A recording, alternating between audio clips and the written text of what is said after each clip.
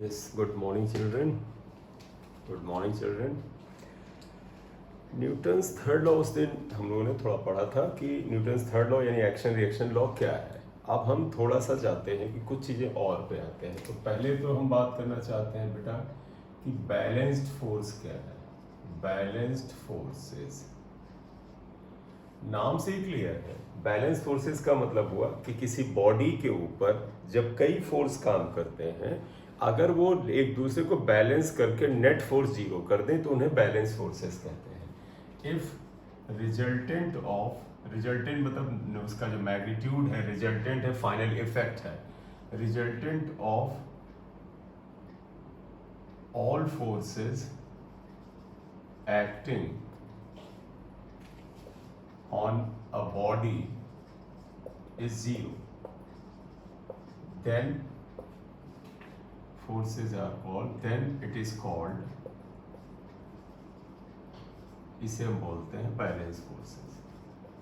Balanced forces जैसे मान लीजिए एक बॉडी ये है, इसका कुछ अपना मास है, इस पे आप एक फोर्स बेटा इधर लगाओ। मान लो एक फोर्स आपने F1 लगाया इधर और अगर एक फोर्स आपने F2 लगाया इधर, तो आप ध्यान रखो if F1 equal to F2 होगा, अगर ये दोनों एक दूसरे के बराबर मैग्नीट्यूड में है, देन बताइएगा F नेट यानी इस बॉडी के ऊपर लगने वाला नेट फोर्स क्या होगा, जीरो होगा। तो इसे हम बैलेंस फोर्स कहेंगे। आप एक से ज्यादा फोर्स लगा लीजिए, तो एक एग्जाम्पल ये हुआ, एक और ले लीजिए।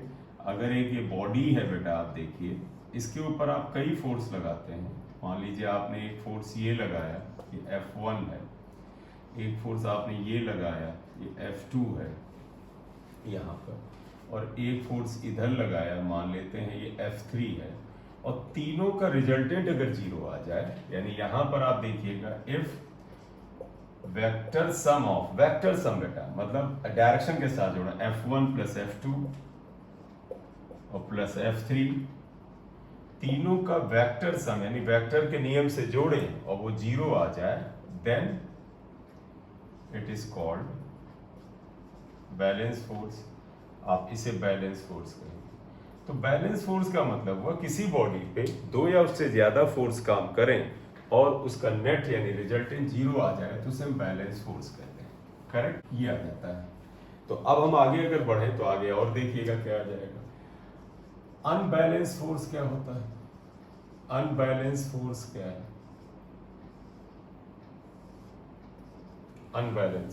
अनबैलेंस फोर्स का ये मतलब हुआ कि किसी बॉडी पे दो या उससे ज्यादा अगर फोर्स लगे, उनका रिजल्टेंट जीरो ना हो।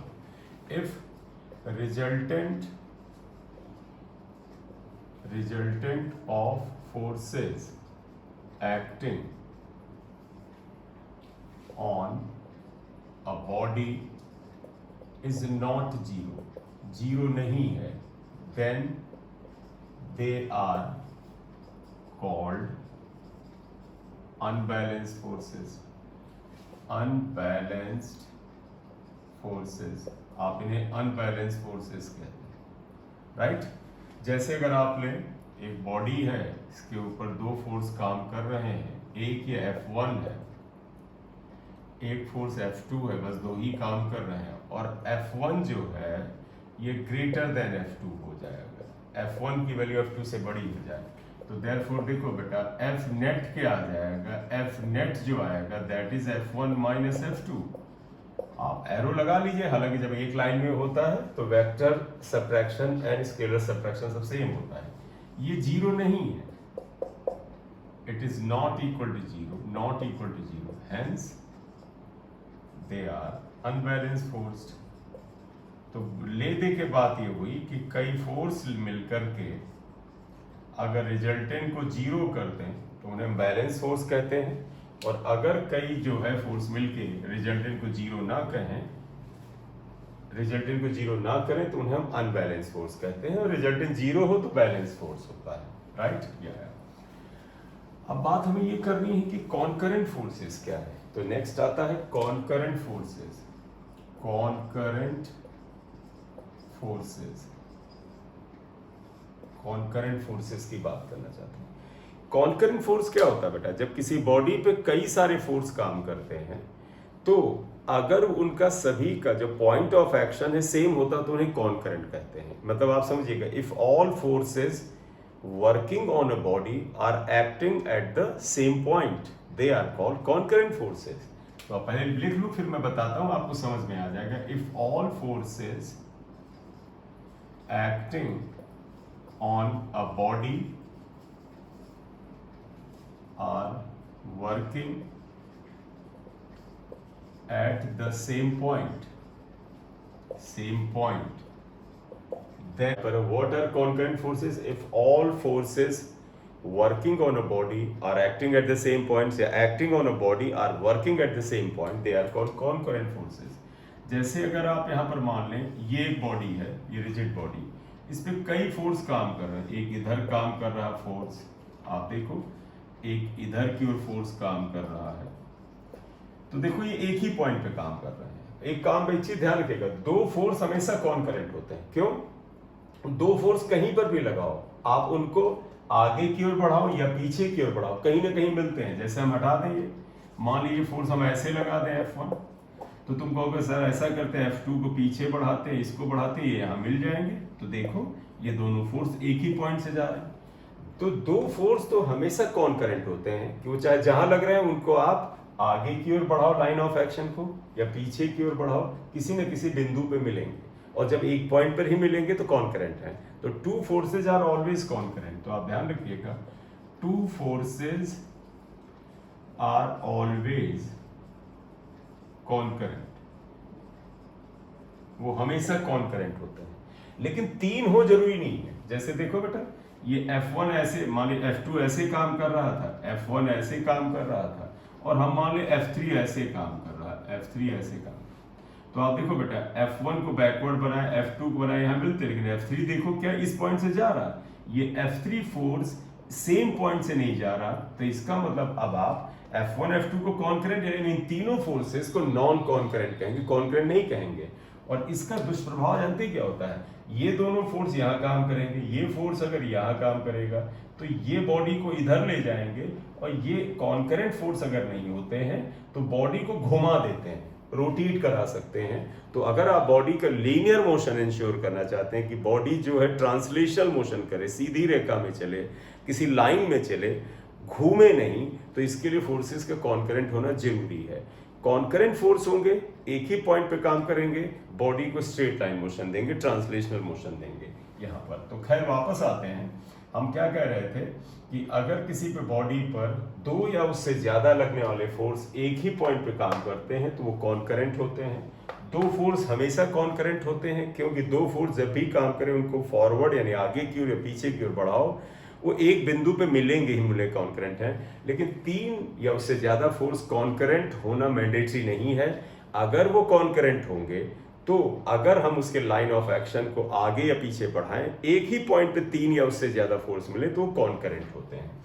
अब हम बात कर सकते हैं यहाँ पर इक्विलिब्रियम ऑफ कॉन्करेंट फोर्सेस। तो यहाँ पर आइएगा, तो we are talking about equilibrium of concurrent forces. Equilibrium of concurrent forces,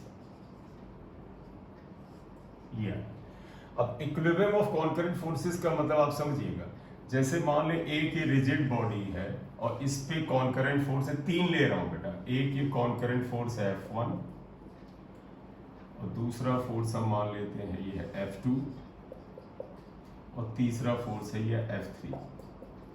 तुम्हें इक्विलिब्रियम की कंडीशन अभी से समझ लो। इक्विलिब्रियम का मतलब क्या होता है? अगर किसी बॉडी पर दो या उससे ज्यादा फोर्स लग रहे हो और उनका वेक्टर सम जीरो हो जाए, यानी उनका नेट फोर्स जीरो हो जाए, उनका रिजल्टेंट जीरो हो जाए, तो वो इक्विलिब्रियम में होते हैं। इक्विलिब्रियम का एक ही मतलब हुआ, net force should be zero on the body. आगे हम फिर लिखेंगे अलग से, अभी इतना ही समझो।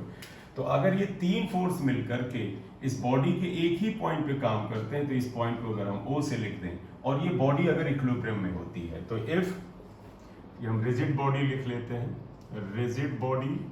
रिजिड बॉडी मतलब बेटा जैसे पेन रिजिड बॉडी है, क्योंकि इसके ऊपर फोर्स लगा के आप इसके मॉलिक्यूल के बीच की दूरी को चेंज नहीं कर सकते, तो इसे रिजिड बॉडी कहते हैं। If a rigid body is in equilibrium, then that is even कर लो, दैट इज। तो अगर ये रिजिड बॉडी इक्विलिब्रियम है, इसका मतलब जानते क्या हुआ, F1 plus F2 plus F3 zero हुआ। तो अगर मैं F1, F2 और F3 को बगैर एरो को जीरो लिखूं और मैं कहूं ये इक्विलिब्रियम है, नहीं, ये गलत है बेटा। इक्विलिब्रियम की कंडीशन में सिर्फ वेक्टर सम जीरो होना चाहिए, यहां पर एरो नहीं लगाए तो ये अलजेब्रिक सम है, तो ये गलत है, ध्यान रखना, ऐसा स्टेटमेंट गलत है। तो एरो लगा दीजिए तो ये सही हो गया। तो इक्विलिब्रियम की क्या कंडीशन हुई, सभी वेक्टर्स का, सभी फोर्सेस का जो वेक्टर सम है वो जीरो आ गया। तो if a rigid body is in equilibrium, that is this, then by Lami's theorem. अब हम यहाँ लैमीज थ्योरम लगा रहे हैं, ध्यान रखिएगा, अगर किसी बॉडी के ऊपर इस तरह तीन फोर्स काम कर रहे हैं, वो इक्विलिब्रियम में हो, तो उनका वेक्टर सम जीरो होगा। अगर हम इसमें लैमीज थ्योरम लगाएं, लैमीज थ्योरम बेटा इक्विलिब्रियम ऑफ फोर्सेस के लिए बात होगा, इक्विलिब्रियम ऑफ कॉन्करेंट फोर्सेस के लिए होगा। F1 के अपोजिट वाला ये एंगल अल्फा अगर दिया है, F3 के अपोजिट वाला ये एंगल अगर गामा दिया है, और F2 के अपोजिट जो एंगल है वो अगर बीटा दिया है, तो ये वैल्यूज दी है, या फाइंड आउट कर लीजिएगा। तो बाय लैमीज थ्योरम आपके क्या पाते हैं, ये कहता है for the equilibrium of concurrent forces, आप क्या पाते हैं, देखो बेटा, F1 मैग्नीट्यूड लिखेंगे बेटा, एरो नहीं लगाएंगे, upon sine of opposite angle sine alpha should be equal to F2 upon sine of opposite angle sine beta should be equal to F3 upon sine gamma. ये लैमीज थ्योरम है। ये क्या कहता है कि अगर ये तीन फोर्स मिलकर के इस रिजिड बॉडी को इक्विलिब्रियम में रखें, तो F1 upon sine of this should be equal to F2 upon sine of opposite equal to F3 upon sine of opposite angle, इसके बराबर होता है। ये बात है यहाँ पर, राइट। तो P, Q and R are three coplanar forces, coplanar मतलब एक ही प्लेन में, यानी ये इसी प्लेन में है, are acting at a point and are in equilibrium, ये एक पॉइंट पे काम कर रहे हैं और ये इक्विलिब्रियम में है बेटा, यानी नेट फोर्स जीरो है। P equal to 2 kilo kg weight है, kg वेट लिख लीजिएगा। तो P की वैल्यू 2 kg वेट है, थीटा 160 है, इसकी वैल्यू 60 डिग्री क्वेश्चन में दी है। तो ये कहते हैं बताइए R और Q क्या होगा, तो P की वैल्यू दिया है, तो आप सोल्यूशन में आइए। सोल्यूशन में आपको पता P equal to 2 kg weight है, तो पता kg वेट को, क्योंकि P फोर्स है तो kg वेट को न्यूटन में करना है तो G से मल्टीप्लाई करना पड़ेगा। तो 2 इंटू या 2G कर दोगे, ये न्यूटन आ जाएगा। हम G को 10 ले लेते हैं तो 20 न्यूटन आ जाएगा। P ये दे दिया है।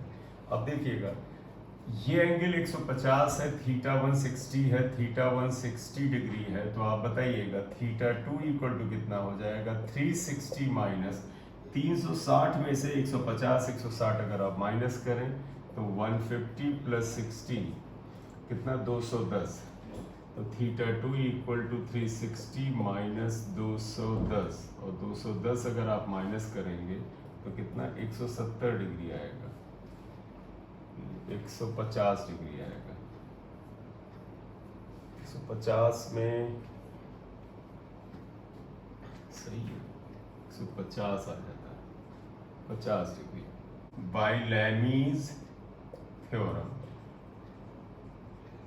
आपको पता है बेटा क्या, P अपॉन, देखो यहाँ पर P upon sine of 60 equal to Q upon sine of theta 2, Q upon sine of theta 2 150 है, equal to R upon sine of 150 sine 150 R upon sine 150, ये आ जाता है।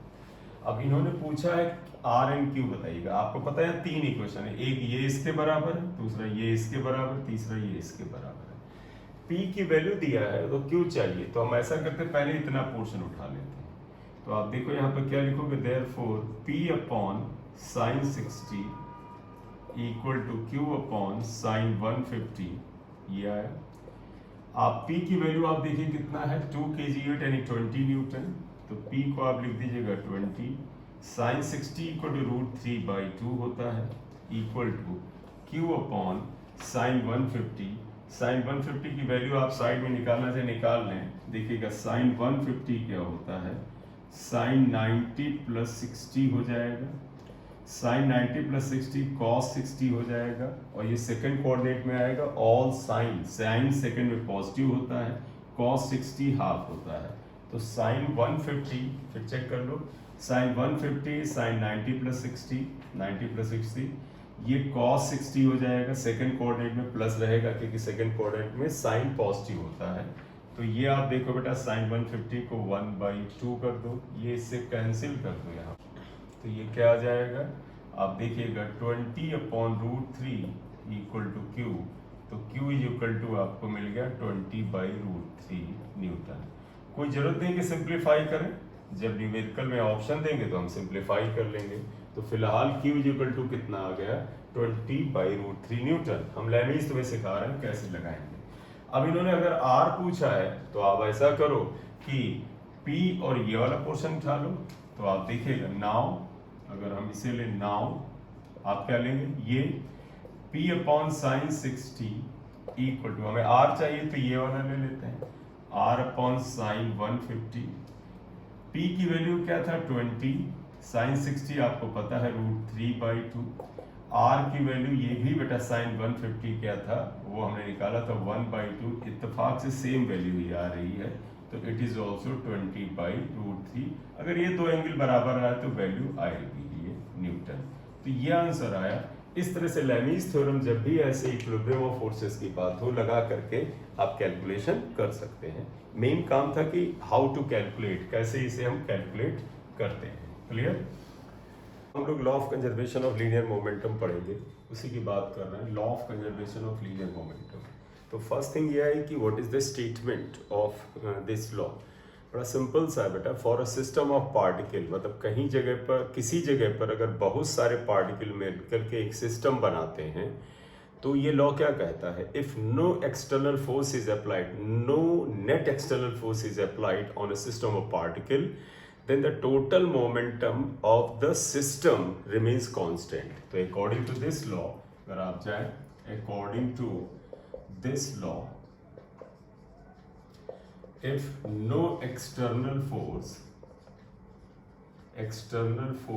is applied on a system of particles, then its linear momentum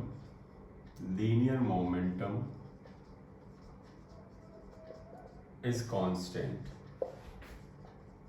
या conserve रहता है या constant रहता है। तो डायग्राम में आपको क्या दिख रहा था बेटा, डायग्राम में दिख रहा है, two particles are moving with velocities u1 and u2, they are comes in impact, एक दूसरे के कांटेक्ट में आते हैं, सेपरेट होते हैं, नई वेलोसिटी से जाते हैं। टक्कर से पहले का लीनियर मोमेंटम ये, टक्कर के बाद के लीनियर मोमेंटम इसके बराबर होगा, हमें प्रूफ करना है।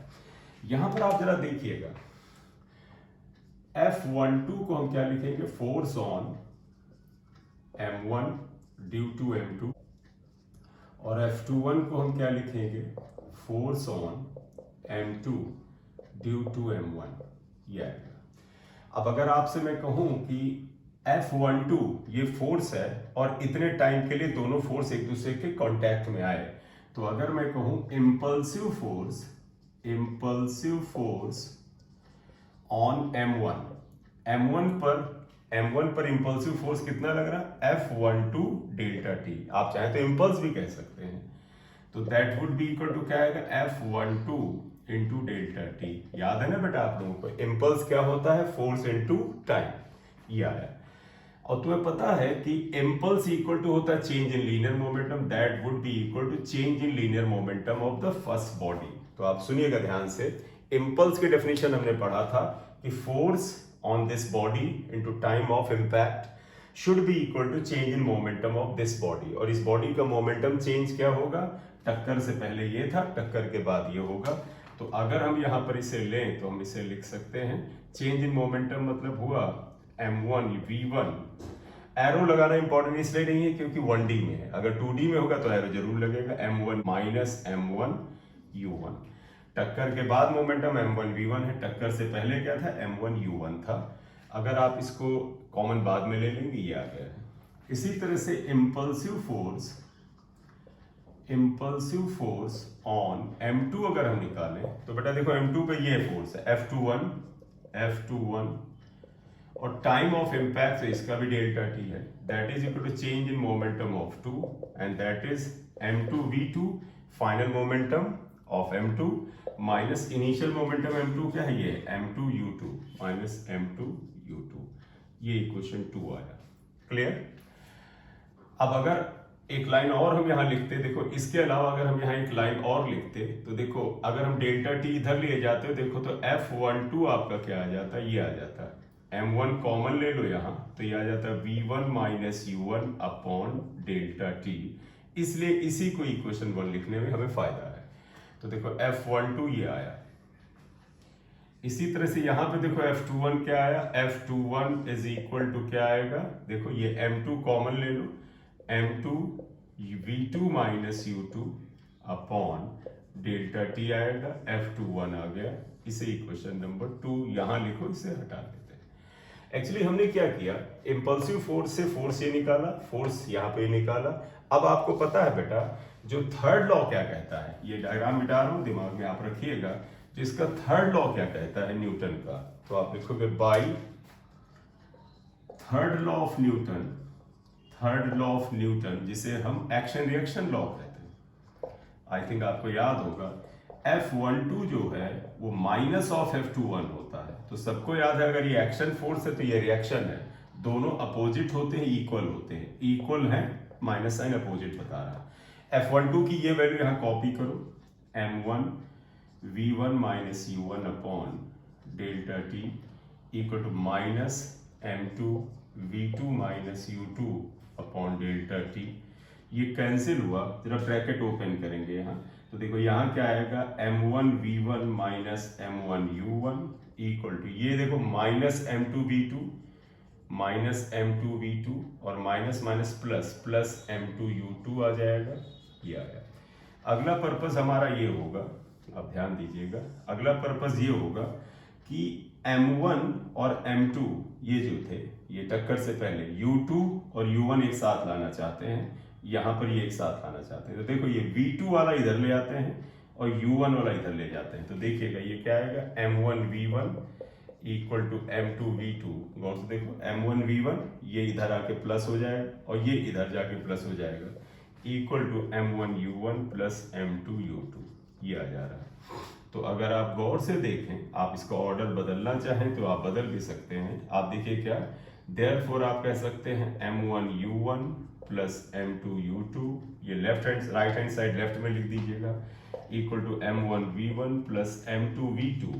और आप अगर गौर से देखें ये जो लेफ्ट साइड है, this is total linear momentum of the system of two particles m1 and m2 before collision, and this is the total linear momentum of the same particles m1 and m2 after collision. P before या P initial equal to P final. Initial का मतलब before collision, after collision. Law of conservation of linear momentum, of conservation of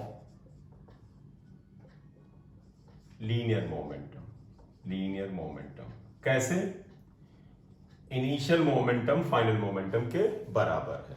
2D में होगा तो हमें vector लेके चलना पड़ेगा, तो ये यहां पर आया ये, और इसमें एक प्रूफ करना बड़ा इंपॉर्टेंट नहीं है, इसे हम डायरेक्ट भी अप्लाई करेंगे तो चलेगा कि अब, लेकिन एक चीज ध्यान रखिएगा, इंडिविजुअल पार्टिकल का मोमेंटम बदलता है। देखो m1 का मोमेंटम m1 u1 से बदल के m1 v1 हो गया है, m2 का मोमेंटम m2 u2 से बदल के m2 v2 हो गया है, लेकिन सिस्टम का मोमेंटम तो कभी भी आया कि law of conservation of linear momentum में momentum of individual particle same रहता है, नहीं, वो बदल सकता है, लेकिन टोटल मोमेंटम कंजर्व रहता है। ये आता है law of conservation of linear momentum. अब बात आई कि law of conservation of linear momentum Newton के किस लॉ पर बेस्ड है या किस लॉ के इक्विवेलेंट है। अगर गौर से देखो तो हमने एक्शन रिएक्शन लॉ का फॉर्मूला लगा के इसे प्रूव किया है, यानी कि ये न्यूटन के थर्ड लॉ पर बेस्ड है। तो आप ध्यान दीजिएगा, लॉ नोट है, बड़ा इंपॉर्टेंट है, law of conservation of linear momentum is equivalent to Newton's third law, action reaction law, ये इसके इक्विवेलेंट है बेटा, है ना। क्योंकि इसमें कंजर्वेशन ऑफ लीनियर मोमेंटम आता है, तो कई बार बच्चा जब अगर ध्यान नहीं देता तो लीनियर मोमेंटम क्योंकि सेकेंड लॉ में आता है तो कह देते हैं इक्विवेलेंट टू सेकेंड लॉ है। नहीं बेटा, ये इक्विवेलेंट टू थर्ड लॉ है, थर्ड लॉ के इक्विवेलेंट होता है। इसमें बहुत सी घटनाएं हैं, बहुत सारे क्वेश्चन होते हैं। जैसे रिकॉइलिंग ऑफ अ गन अगर हम करें तो एक न्यूमेरिकल ले लेते हैं question, if m1 is mass of gun and m2 is mass of bullet, gun में जो बुलेट है उसका मास m2 है। when bullet is fired with velocity, अगर हम मान लें bullet is fired with velocity v2, find velocity of recoiling of gun, gun जिस वेलोसिटी से पीछे जाता है वो वेलोसिटी बताना है। क्वेश्चन में देखिएगा, बड़ा सिंपल सा सवाल होता है। देखो m1 is the mass of the gun, आप ऐसे एक गन बना लीजिए, मान लेते हैं ये गन हमने ले लिया, ये इसका मास m1 है, तो आप ध्यान रखिएगा ये गन है, इसका मास m1 है। इसी के अंदर पहले बुलेट है, ये बुलेट है, और बुलेट का मास जो है वो क्या है, m2 है, यहाँ पर है, ठीक है। शुरुआत में इसकी इनिशियल वेलोसिटी क्या, जीरो है, क्योंकि दोनों रुकी हुई है, आपने गन और बुलेट को रोका हुआ है, तो इनिशियल वेलोसिटी जीरो है। ये बिफोर फायरिंग है, ये है बिफोर फायरिंग, आपने अभी फायर नहीं किया है। आफ्टर फायरिंग क्या होगा, आफ्टर फायरिंग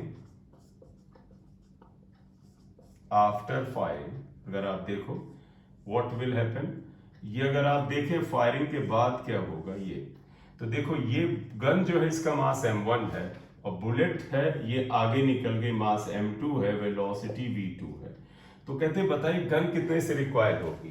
तो एक चीज बताएं, गन जाती पीछे है तो हम कहें इसकी वेलोसिटी अपोजिट डायरेक्शन में होगी, यानी जिधर बुलेट जा रही है उसके खिलाफ।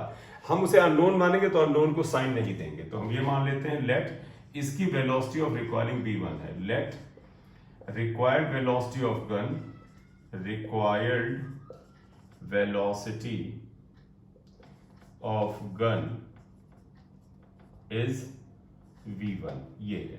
तो ध्यान रखना कभी भी अननोन को साइन मत देना। बताइएगा इस प्रोसेस में जब आप गन फायर करते हैं तो उस समय आप केवल ट्रिगर चलाते हैं, उस समय ध्यान रखना अगर वो बुलेट आगे जाती है तो बुलेट के अंदर जो फ्यूल आप कह सकते हैं ना, जो बारूद होता है उसी के इग्नाइट करने से जाता है। यानी इस प्रोसेस में आप पाते हैं कि एक्सटर्नल वर्क कुछ भी नहीं हुआ, जो होगा बुलेट गन का ट्रिगर टकराता है, बुलेट के अंदर का जो आपका बारूद होता है वो जलता है, उससे बुलेट आगे जाती है। तो यानी इसमें एक्सटर्नल फोर्स कुछ नहीं है, यहां पर है। तो यहां पर आप क्या लिखोगे, since no external force is applied, external force is present, that is F external zero है, तो देयरफॉर आप क्या पाओगे, P इज कांस्टेंट होगा, यानी लीनियर मोमेंटम कंजर्व रहेगा। P कांस्टेंट का मतलब हुआ बेटा P before firing equal to, ये बिफोर फायरिंग है बेटा, P before firing equal to P after firing, मतलब linear momentum before firing after firing same होगा। बिफोर फायरिंग देखना, इसका मास m2 है, बुलेट गन का मास m1 है, लेकिन टोटल वेलोसिटी जीरो है, यानी बिफोर फायरिंग अगर लीनियर मोमेंटम ले तुम कहोगे m1 plus m2 total mass है, लेकिन वेलोसिटी तो जीरो है।